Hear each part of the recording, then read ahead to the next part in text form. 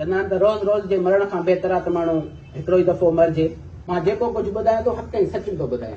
असां इहे ventilator shift करायासीं Jamshoro Hyderabad. ही हेल्थ डिपार्टमेंट ही लम्स वारनि जा वेंटिलेटर कोन्हे कि तव्हां कीअं था खपायो। कर्नल शरीफ़ माण्हू आहे, इंतिहा लेवल जो शरीफ़ माण्हू आहे। साहिब जो ख़ासो ख़ासि सॼी दादू खे ख़बर आहे त जेके वेंटिलेटर्स पहुता आहिनि टोपी ड्रामे करे इहे मूंखे ख़बर आहे त किथां पहुता आहिनि। जेके इन्हनि जा वेंटिलेटर्स जा नंबर चेक कनि, आईडियूं नंबर चेक कनि। त मुंहिंजो नालो डॉक्टर गुलज़ार पंवर आहे। मां लम्स मां फाइस ग्रेजुएशन डीपीटी कई 2014 में।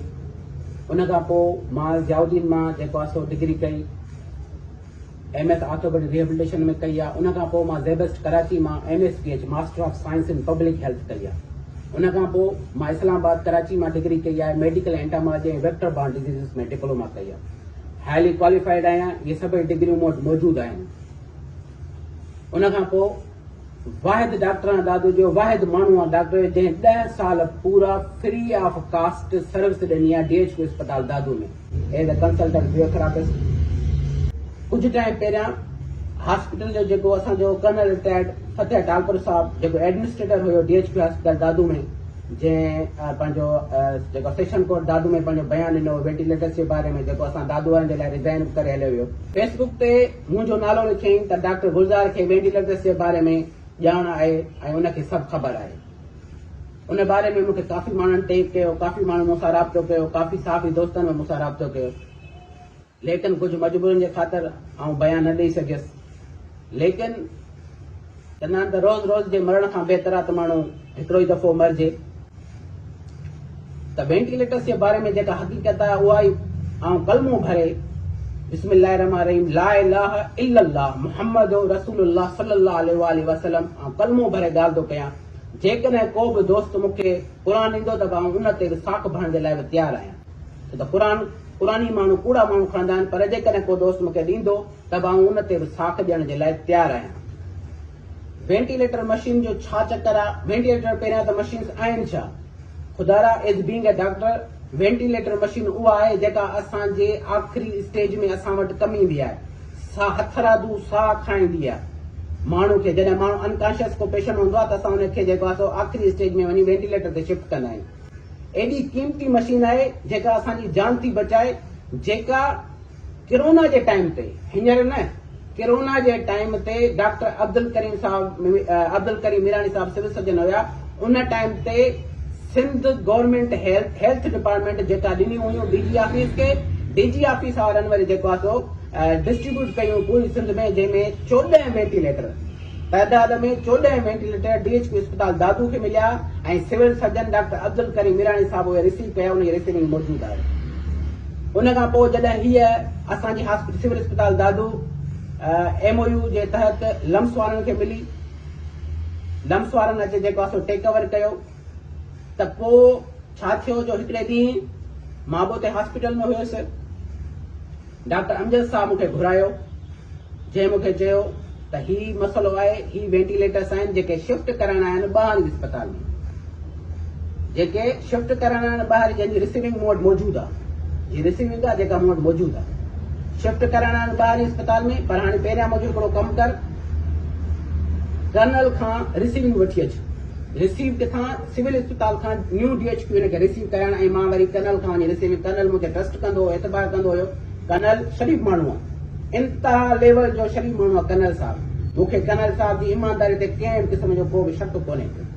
कर्नल साहब मूंखे इहा रिसीविंग ॾिनी जेका मूं वटि मौजूदु आहे, हींअर मौजूदु आहे। इहा कर्नल साहब जी रिसीविंग आहे वेंटिलेटर्स जी। मां उहे वेंटिलेटर्स असां शिफ्ट करायासीं काथे? न्यू DHQ अस्पताल दादू में।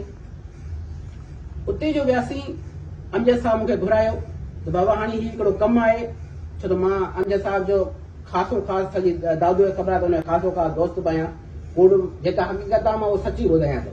अमजद साहब खे ख़बर आहे। मूंखे घुराई, चई तूं मुंहिंजो पर्सनल दोस्त बि आहीं, भाउ बि आहीं। मां हींअर बि तुंहिंजो पर्सनल दोस्त आहियां, भाउ। मुंहिंजी तोसां बि का ज़ाती अमजद साहब सां दुश्मनी कोन्हे, न वरी का मुंहिंजी ज़ाती दुश्मनी आहे कर्नल साहब सां, न वरी ॿिए कंहिं सां आहे। मां जेको कुझु ॿुधायां थो हक़ ऐं सच थो ॿुधायां। हींअर मुंहिंजो इहो बयानु आहे, क़ुर ते मुंहिंजो इहो ई बयानु आहे। अमजद साहब मूंखे घुरायो, चई पंहिंजो को पर्सनल माण्हू, को दोस्त अहिड़ो जंहिं वटि गाॾी हुजे ऐं उहो माण्हू हथु कर जेको तुंहिंजो पंहिंजो हुजे। मूंखे हिकिड़ो कमु आहे, मां तोखे ॿुधायां थो।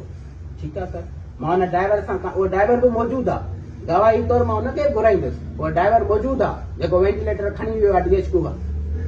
उन ड्राइवर सां मां राब्तो कयो, हुन चयो बिल्कुलु मां खणी वेंदुसि, उहो ड्राइवर मौजूदु आहे। जॾहिं उहे वेंटिलेटर्स DHQ अस्पताल में वियासीं, उहे उते ख़बर पई त डॉक्टर अमजद साहब मूंखे चयो त बाबा ही वेंटिलेटर्स असांखे हैदराबाद पहुचाइणा आहिनि। त मां साईं खां सवाल कयो त साईं इहे हैदराबाद भला छो, नवां वेंटिलेटर आहिनि, अनटच वेंटिलेटर, इहे त हिते असांजे ICU जे लाइ रिसीविंग में लिखियो पियो आहे DHQ ICU में रखणा आहिनि, असां इहे हैदराबाद छो मोकिलियूं? त साईं मूंखे चयो त इन में थोरो मसइलो आहे, बायोमेडिकल इंजीनियरिंग खे सेट कंदो ऐं उन खां पोइ जेको आहे वरी इहे वापसि ईंदा। MA साहब आहे, उन जो हुकुम आहे, ठीकु आहे। उन में उते जेका न्यू DHQ हॉस्पिटल आहे उते सिर्फ़ु आऊं अकेलो कोन हुयुसि, अमजद साहब पाण मौजूदु हो, कर्नल साहब उते मौजूदु हुयो, हारून कलोड़ो जेको हींअर हितां छॾे वियो आहे, हिते फिनेंशियल मैटर संभालींदो, उहो मौजूदु हुयो, आरिफ लिजारी जेको फार्मासिस्ट आहे असां वटि DHQ हॉस्पिटल दादू में, उहो मौजूदु हुयो, ऐं ॿियो स्टोर कीपर आहे चवंदो उहो बि मौजूदु हुयो हुते। इहे 5-6 माण्हू असां हुते मौजूदु हुआसीं। असांजी निगरानी में असां इहे वेंटिलेटर शिफ्ट करायासीं जामशोरो हैदराबाद। ऐं एतिरी गुज़ारिश थो कयां हेल्थ डिपार्टमेंट खां, न इन मैटर जी जुडिशनल इंक्वायरी कराई वञे, हाई प्रोफाइल जुडिशनल इंक्वायरी कराई वञे जजनि जी निगरानी में, हेल्थ डिपार्टमेंट जी निगरानी में नथो चवां मां। ऐं 6 मई 6 मई 5 महीनो उन तारीख़ जो शाम जो 4 खां वठी राति जो 9 बजे ताईं मुंहिंजी मोबाइल जो CDR रिकॉर्ड कढाए वञे। ऐं अलॻि ऐलान थो चवां, ऐं इंटेलिजेंस इदारनि खे बि चवां थो, ऐं सभिनी इदारनि खे हथ ॿधी करे अर्ज़ु थो कयां त मुंहिंजी इन डेट जी तव्हां CDR कढायो त मां कंहिंसां राब्ते में हुयुसि, हक़ ऐं सच जी ख़बर पइजी वेंदी। छो त लम्स जा जेके ऑफिशियल्स हुया, जेके मूंसां राब्ते में हुया फोन ते, जेके मूंसां मुसलसल राब्ते में रहिया त वेंटिलेटर हिते रखराइणा आहिनि, हिते पहुचणा आहिनि, उनजी रिकॉर्डिंग अची वेंदी। ही वेंटिलेटर खुदारा दादू जी अवाम जा आहिनि, ही ग़रीबनि जा वेंटिलेटर आहिनि। हिन वेंटिलेटर जी प्राइवेट हॉस्पिटल में हिकु राति जी फीस 1.5 लख 2 लख रुपया आहे। कहिड़ो ग़रीब 1.5 खां 2 लख रुपया भरींदो? दादू वारो मूंखे ॿुधायो। जॾहिं त ही हेल्थ डिपार्टमेंट ही लम्स वारनि जा वेंटिलेटर कोन्हे, जॾहिं तव्हां कीअं था खपायो?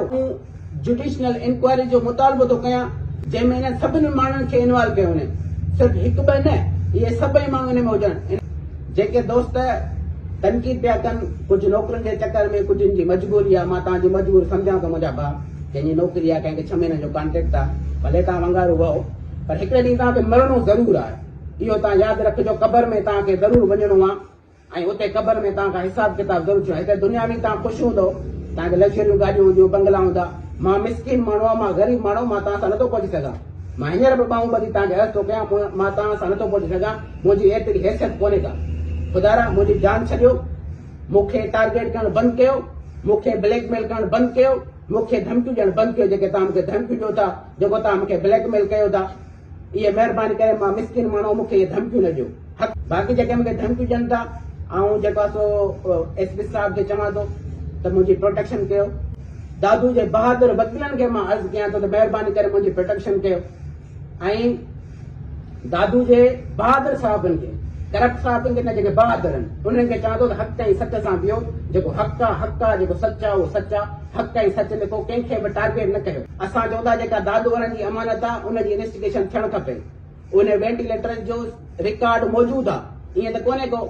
जॾहिं टीम अचे, टीम हेल्थ डिपार्टमेंट टीम असांखे कोन्हे खपे, जजनि जी हिकिड़ी टीम अचे, जजनि जी इंक्वायरी थियणु खपे, जंहिंमें फुल प्रूफ जेको हाईली क्वालिफाइड जेका माण्हू हुजनि, जेके इन्हनि जा वेंटिलेटर्स जा नंबर चेक कनि, ID नंबर चेक कनि, इन्हनि जा IBN नंबर चेक कनि। हे जेके वेंटिलेटर्स पहुता आहिनि टोपी ड्रामे करे, इहे मूंखे ख़बर आहे त किथां पहुता आहिनि। इहे उहे वेंटिलेटर्स ई कोन्हनि के सिंध गवर्नमेंट वारा, हे तव्हां टोपी ड्रामो करे खणी आयो, केॾीमहिल खणी आयो, केरु खणी आयो, मूंखे ख़बर आहे। मुंहिंजी भेण FCPS आहे, FCPS गाइनोकोलॉजिस्ट आहे, जंहिंखे नौकरी मां कढियो वियो, डॉक्टर रानिया खे FCPS आहे। हुन FCPS खे कढियो वियो त सिर्फ़ु गुलज़ार खे प्रेशर ॾियो त जेको आहे कर्नल जे ख़िलाफ़ बयान ॾे। डॉक्टर रानिया जंहिंखे नौकरी मां हिननि कढी छॾियो आहे, ऐं उन जॻह ते चोर, चकार, शराबी सभु भर्ती थियल आहिनि, ऐं इहे मूं वटि सभु प्रूफ आहिनि भर्ती वारा तव्हांजा। तव्हां घबरायो न। FCPS डॉक्टरनि खे कढी करे तव्हां शराबी, चोर, चकार जेको आहे अस्पताल में भर्ती कयो था, हीअ असां डॉक्टरनि जो इमेज आहे। मुंहिंजे करे अदनान सोलंकी खे टारगेट कयो थो वञे। हू मुंहिंजो दोस्त आहे, मुंहिंजो भाउ आहे, हिन जो इहो मतिलबु न आहे त हू अचे मूंखां बयान वठे कर्नल जे लाइ। हुन मना कयो आहे शख़्स त मां कर्नल जे लाइ गुलज़ार खां बयान वठे हुन सां एॾी तादी कई वई आहे अदनान सोलंकी अकाउंटेंट सां, जंहिंखे डीजी ऑफिस रिलीव कयो वियो आहे हरू भरू न चएसि। वरी हुनखे हाणे नोटिस ॾिनो, हुनजी घरवारी खे नौकिरी मां कढियो वियो, हुनजे भाइरनि खे नौकिरी मां कढियो वियो आहे। हाणे वरी हुनखे घर जे लाइ नोटिस मिलियो आहे घर ख़ाली कयो। यार दादू में एॾी अंधेर न गिरी आहे छा जो तव्हां पर्सनल माण्हुनि खे टारगेट था कयो? ख़ुदारा ईअं न कयो, पर्सनल माण्हुनि खे टारगेट न कयो। जेको हक़ ई सचा, महिरबानी करे उहो ई हक़ ई सचा। आहे साईं असल में अस्पताल में माफिया ग्रुप बंदी। डॉक्टर रऊफ जमाली FCPS आहे, जेको अॼु बि अस्पताल में अचण जे लाइ तयार आहे, लेकिन हुनखे टारगेट करे हुनखे कढाए वियो। डॉक्टर मेराना लाशारी FCPS आहे, उनखे टारगेट करे कढाए वियो। उन खां अलावा असां वटि डॉक्टर जो आयो हुयो FCPS, उनखे टारगेट करे कढाए वियो। डॉक्टर ज़मीर साहब कमरानी साहब FCPS आहे, उनखे टारगेट करे कढाए वियो। सिर्फ़ हिते असां वटि इहो आहे त असांखे FCPS डॉक्टर न खपनि दादू वारनि खे, असांखे चोर चकार खपनि, जेके चोरी कनि चकारी कनि उहे असां भर्ती कंदासीं। उहे असांखे FCPS जी ज़रूरत न आहे। त उन इहो हिकिड़ो रीज़न